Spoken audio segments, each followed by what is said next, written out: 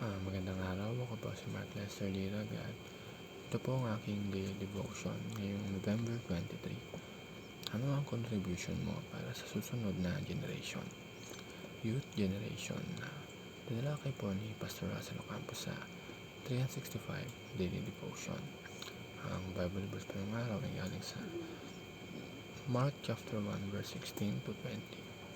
Sabi po dito is, tinawag ni Jesus sina Simon, Andrew, James at John habang sila ay kabataan pa lamang.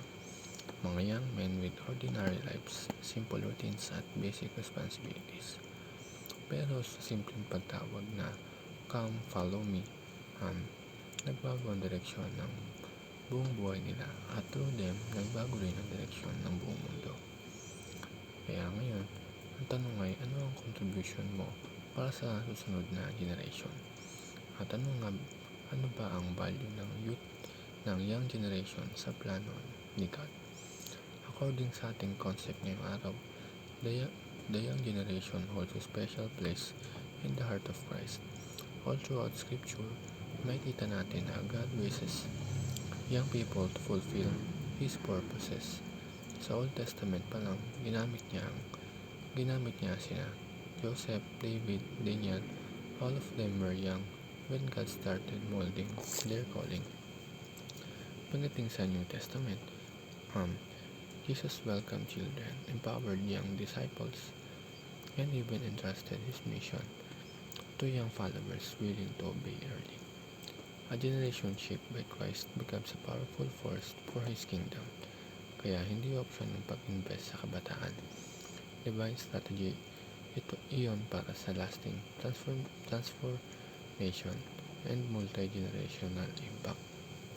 The first teaching is Christ invested in the youth for global mission.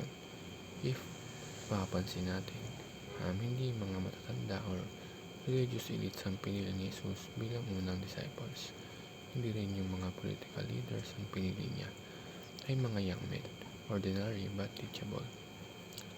At pangalawa, Christ's approach is generational transformation.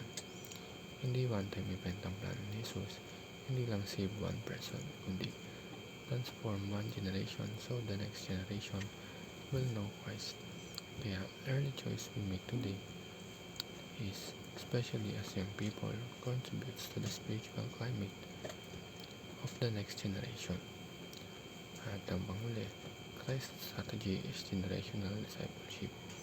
Kapag tinawag ni Jesus sina Simon, Andrew, James at John, hindi lang follow me ang sinabi niya, kundi I will make you fishers of men. Ibig sabihin, ang discipleship plan ni Jesus is meant to continue through them at through the next generation and the next. At ang tanong, tayo ba ngayon are we allowing ourselves to be molded para maging part ng generational discipleship chain na yan? Bilang kabataan, huwag natin isipin na wala tayong ambag. Hindi natin kailangan maging super successful, super talented o super influential bago gamitin ni Lord.